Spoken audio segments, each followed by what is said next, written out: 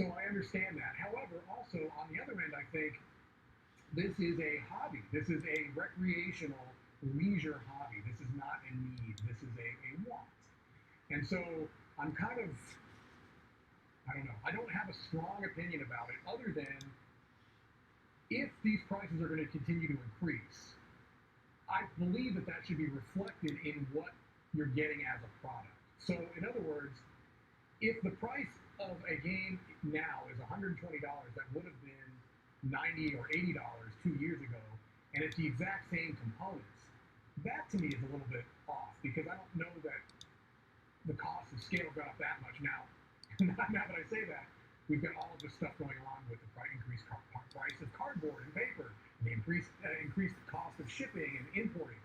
So maybe that is going to be playing into it. This is a very convoluted and roundabout way to say that, yes, I understand the concern. I'm hoping that that's not the general trend and that there's still going to be a large variety of games that people can get across all costs. I really certainly hope that we don't stop seeing small box card games or micro games or things like that, or even the $30 or $40 midweight euros. I mean, those days are almost gone already. But yeah, I understand the concern. I feel the concern, but I also try to couple that with this is a leisure hobby as well.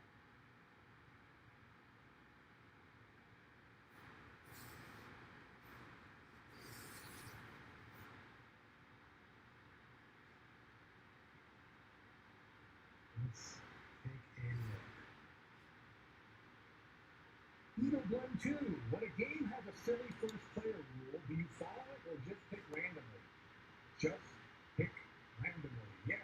I don't begrudge it necessarily, although sometimes if it's egregiously stupid, I'll make a comment about it.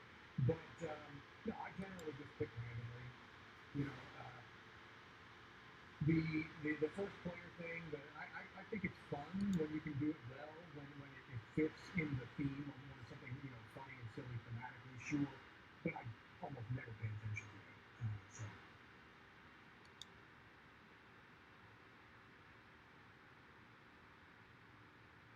Brian Hardwick, how do you pick which games you want to review? Well, this is it depended on a couple of things. Number one is that it will discuss as a crew here in the studio. Um, Maybe a particular game might be more suited to one person or another. Certain games that Tom maybe gravitates towards, or Z, or myself, or Chris, or Roy. You know, we will sometimes have those discussions. Um, if it's a game maybe that I personally have backed through Kickstarter or GameFound, and maybe it's something that wasn't backed by the Dice Tower Library, that's something that I might be more likely to review. I do most of the solo reviews, so that kind of is one of my areas of focus. I know Z will occasionally do a solo review as well, but that's really what it's about. We discuss it as a group as games come in, and usually it's very rare that there's ever kind of a oh, I thought I was going to do this one type of thing. No, we usually know who's doing what. Sometimes Tom will specifically request, hey, Mike, can you do this one, or Z, can you do that one, for any number of reasons.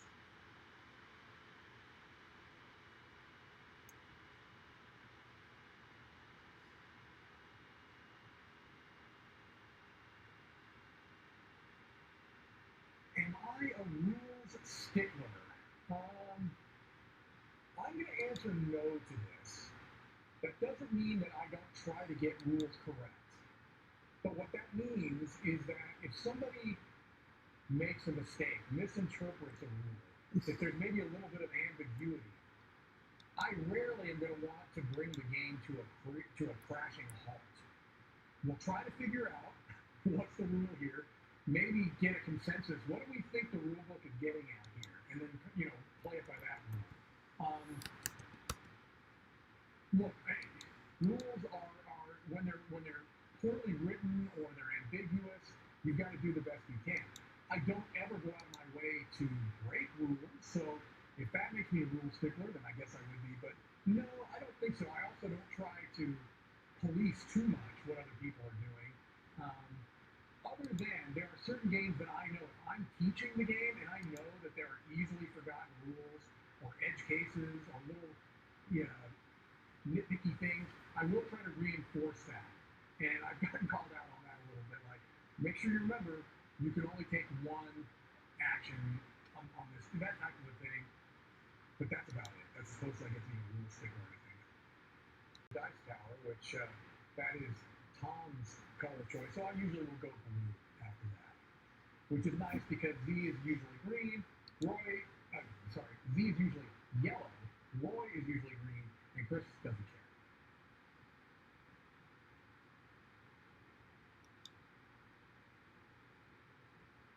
I've had a couple people ask about a top 10 in Tom's book. I don't know where he keeps that book, so I'm sorry.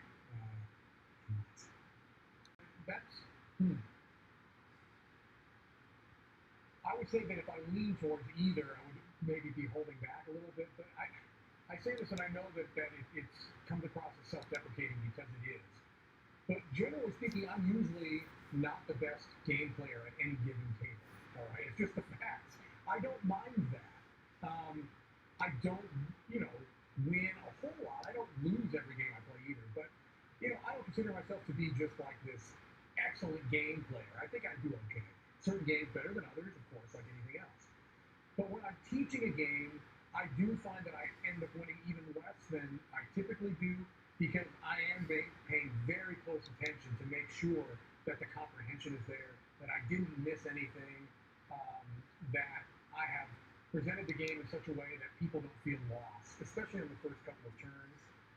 Depending on the type of game it is, it's always great if you can play like even a partial first round and then reset. That's not always feasible or practical. But no, if I lean towards either, it's holding back, but I usually don't have to because generally speaking, when I'm playing games, it's usually with other gamers that are much better at games oftentimes than I am. So I don't need to hold back. I can just play at my regular skill level, and I might win, I might not.